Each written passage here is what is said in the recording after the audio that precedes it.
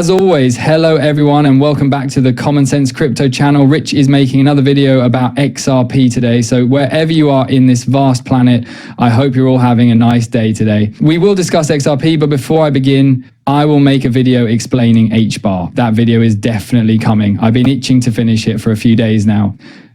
Before you say, oh look, Rich is giving up on XRP, many of you may not recall that during the bad market when no one wanted to hear about cryptocurrencies, I used to discuss every single ISO coin every day. However, I do want to bring up XBAR once more. XRP is currently trading at $2.21 on the one-day chart. At last, the market turned green. Take a look at Bitcoin's recent rise, past $106.00 K, and we're still tracking it. The charts appear to be nearly identical, and because the situation surrounding tariffs is beginning to stabilize, it appears that the market may finally continue to rise.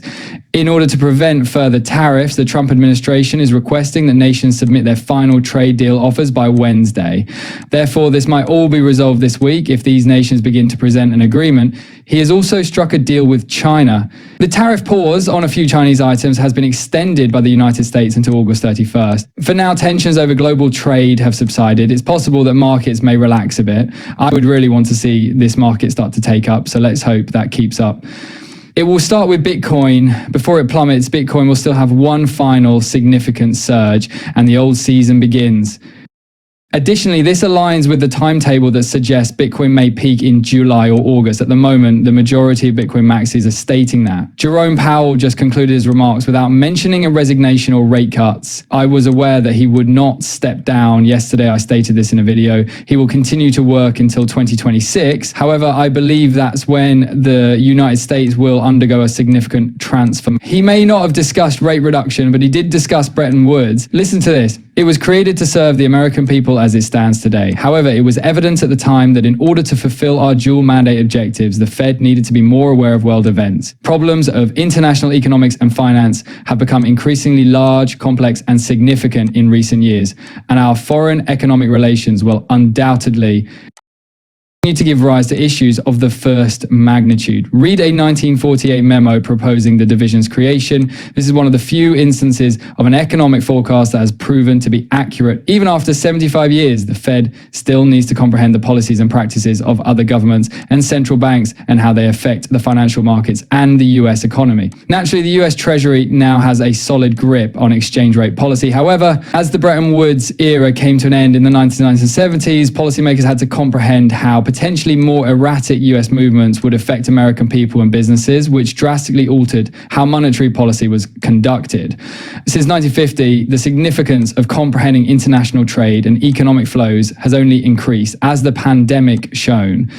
What he's telling you is that the Treasury will regain control from the Fed. Furthermore, I continue to think that we will eventually have gold-backed currency.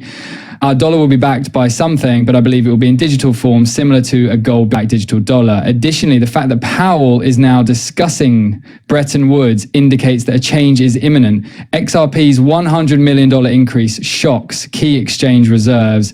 As a result, OKX has recently made some significant decisions. Between April 7th and May 10th, they added more than 50 million XRP to their wallets. This change is notable. Even though the monthly transparency report frequently occurs without much notice, the amount in XRP wallets increased from 199.2 million to 248.5 million. The token is at the top of the list this cycle after a 24% growth. Simultaneously, XRP user and account balances increased by roughly 49 million, suggesting that the exchange is either preparing for or reacting to increased user demand in real time. Although it slightly decreased from 11% to 108%, XRP's reserve ratio is still well above the 1-to-1 backing level. The demand for XRP is really high. Now, even the exchanges are preparing for the next step. When FOMO strikes for XRP, I promise you it will be incredible. I mean, once this cryptocurrency truly takes off, everyone will want it. Everyone is aware of XRP's potential. In addition to that, there is institutional need. It will be an extremely exciting period. There are 630 million XRP in circulation. Participating in the movement is Ripple. This is what took place. Thus, in a number of transactions, over 600 million XRP have been moved. connected to Ripple and other unidentified organizations. They then discuss how 670 million SRP and escrow were held back by Ripple across 2 transactions. Additionally, they failed to unlock the 1 billion tokens. So far this month, they have unlock be available later. We're not entirely sure. However, it appears like Ripple is currently blocking XRP, and that has caused the Ripple escrow to come up again.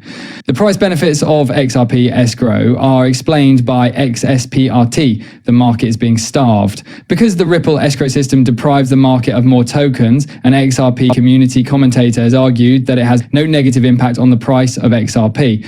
Some have contended that Ripple's ownership of billions of XRP constitutes a centralized system, which could lead to price suppression. Bitcoin maxis and other critics contend that Ripple's monthly escrow releases create supply pressure by acting as token dumps. Notably, some members of the XRP community think the price rise is being slowed by these monthly deliveries. Now, the price actually changes by a penny or two when Ripple unlocks the 1 billion tokens. The price then adjusts when Ripple locks away a significant portion of the XRP, typically 700 million tokens. All of that occurred during the bear market. The XRP community isn't being overloaded with these tokens by Ripple. However, some people believe that a significant dump will occur in the future. In order to increase the usefulness of XRP along the road, Ripple strategically uses it to buy out other businesses. Additionally, everyone wants Ripple to burn all of their XRP that is now in escrow. The pricing will not change as a result. You know what happened when Stellar did that with XLM. The price increased by almost 20% before immediately declining again. If they burn all of the Ripple escrow, the same thing would occur.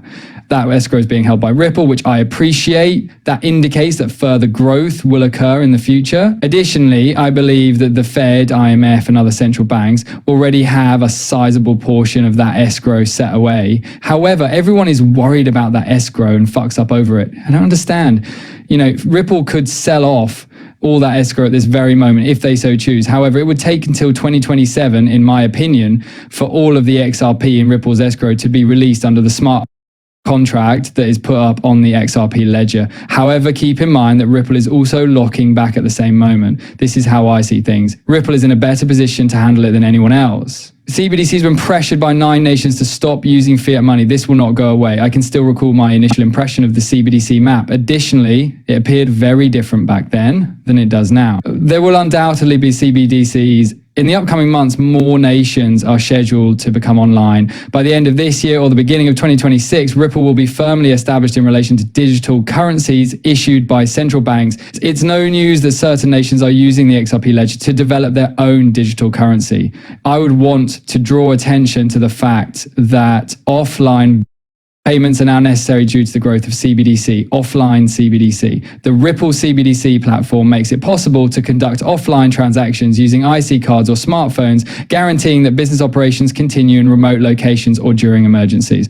The modern financial systems depend on this tremendous resilience. They have a 2-tier model as well. By separating domestic Cbdc payments from cross-border transfers, Ripple improves worldwide interoperability by using XRP or RLUSD as a neutral bridge asset. However, Ripple moved once again. Additionally, they are targeting domestic payments, XRP liquidity, and offline sync. Currency conversion is frequently necessary for offline Cbdc purchases, which sync later.